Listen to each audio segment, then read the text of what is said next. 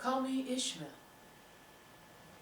Some years ago, never mind how long precisely, having little or no money in my purse, nothing particular to interest me on shore, I thought I would sail about a little and see the watery part of the world. It is a way I have of driving off the spleen and regulating the circulation.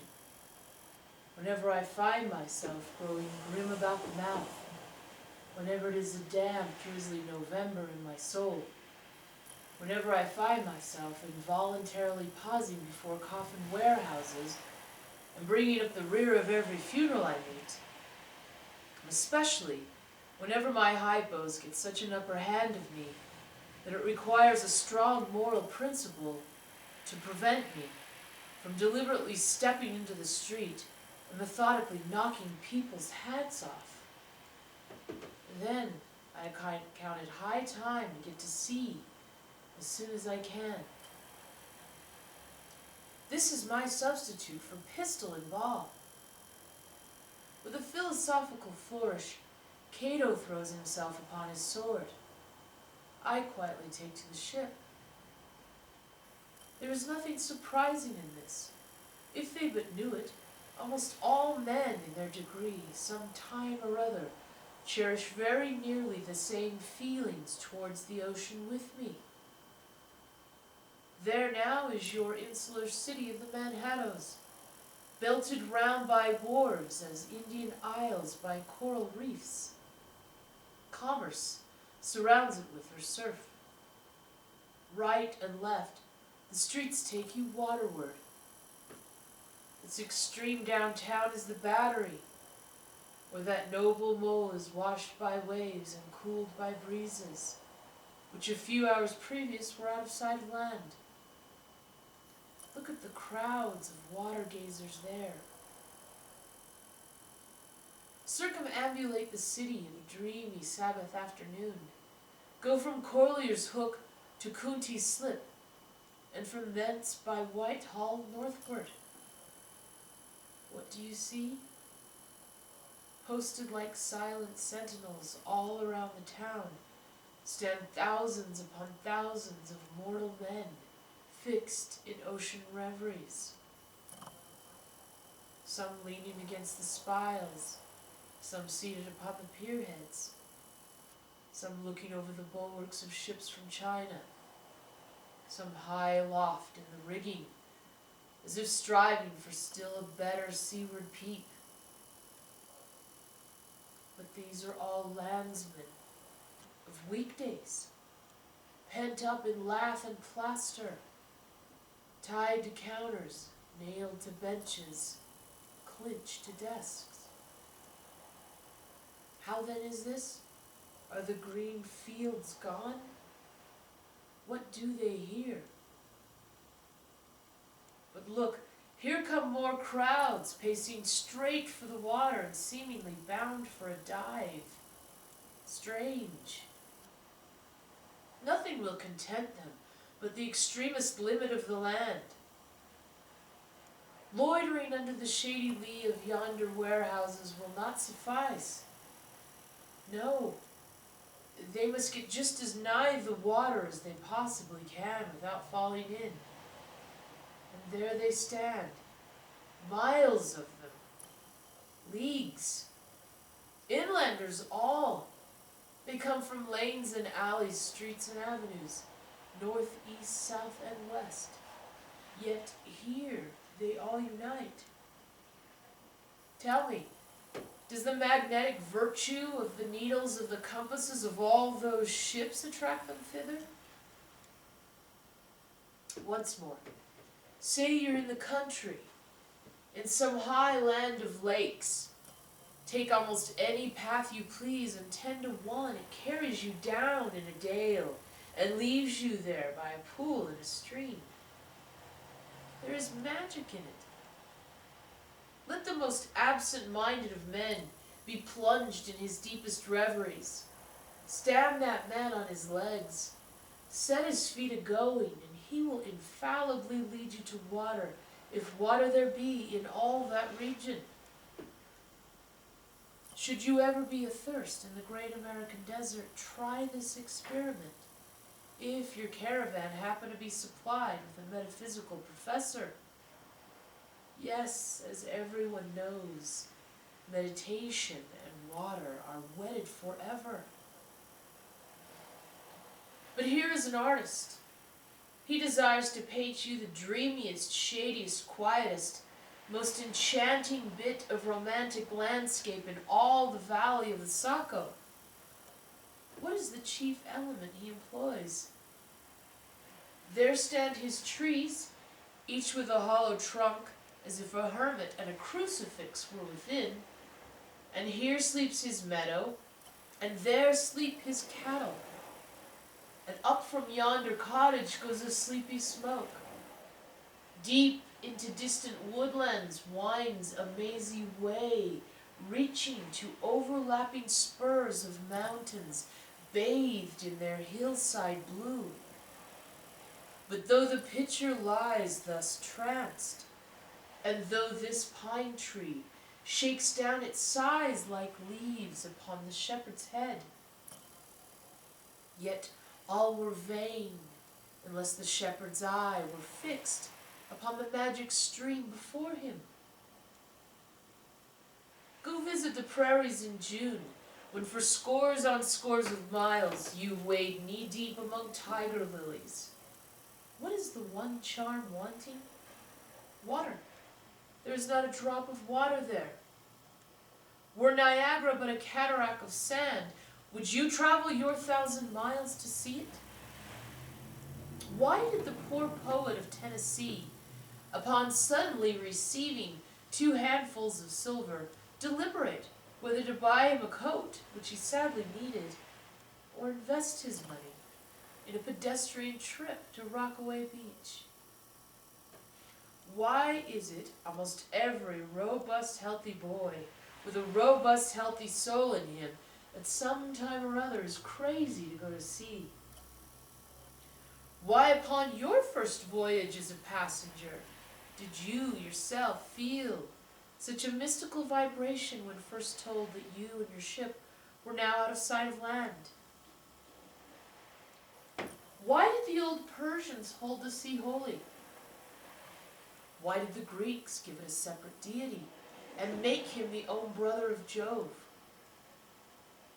Surely all this is not without meaning, and still deeper the meaning of that story of Narcissus, who, because he could not grasp the tormenting mild image he saw in the fountain, plunged into it and was drowned.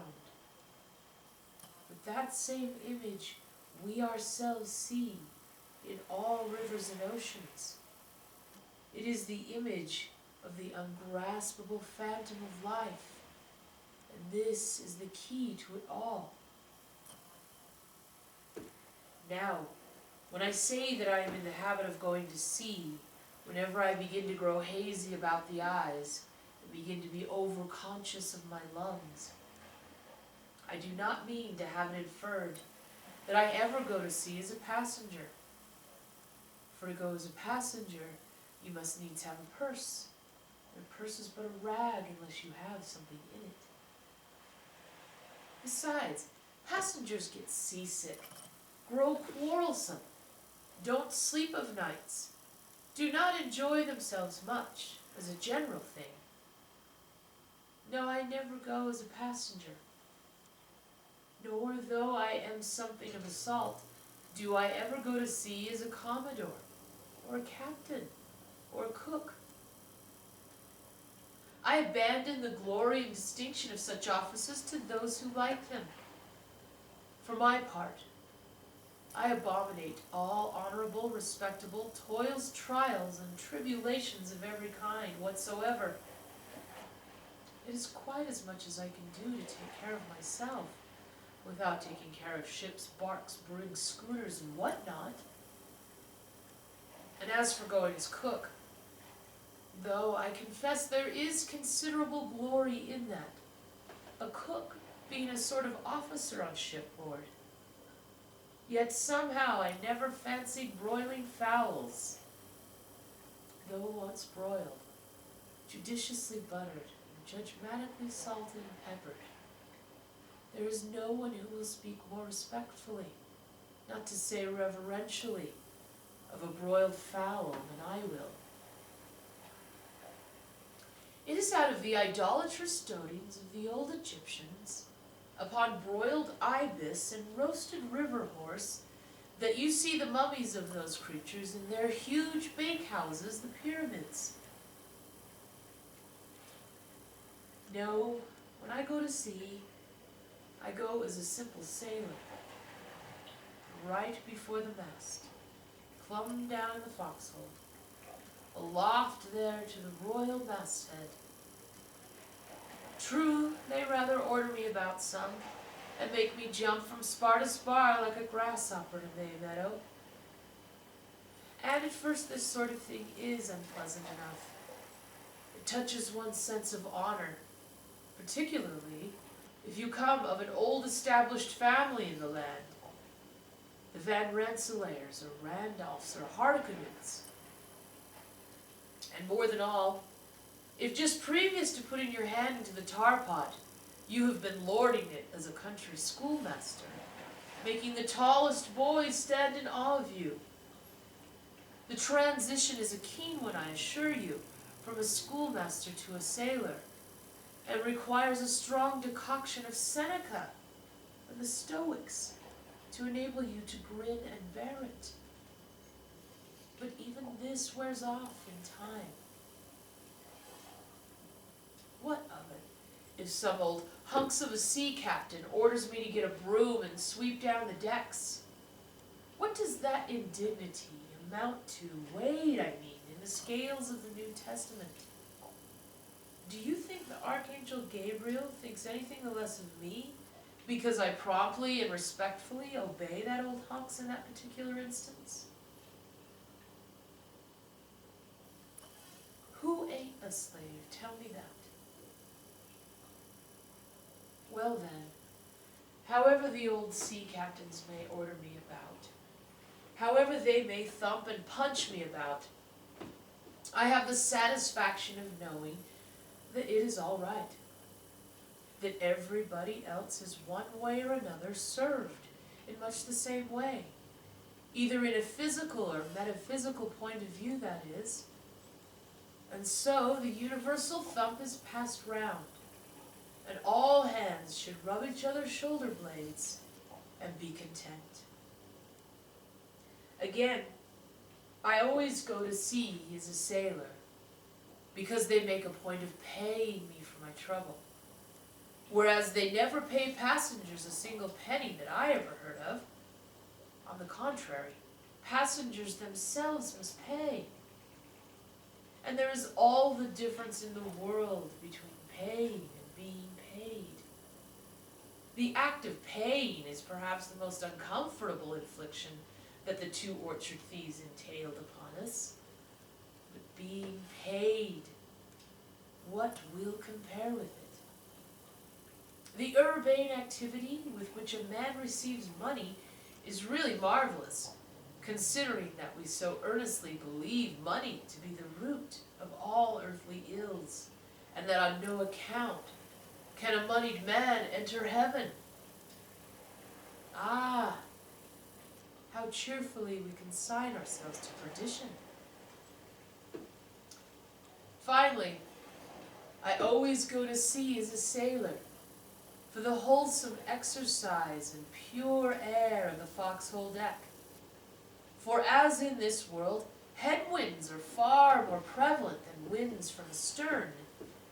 That is, if you never violate the Pythagorean maxim. So for the most part, the Commodore on the quarterdeck gets his atmosphere at second hand from the sailors on the foxhole. He thinks he breathes it first, but not so. In much the same way that the commonalty lead their leaders in many other things at the same time that the leaders little suspected. But wherefore it was that after having repeatedly smelt the sea as a merchant sailor, I should now take it into my head to go on a whaling voyage. This the invisible police officer of the fates, who has the constant surveillance of me and secretly dogs me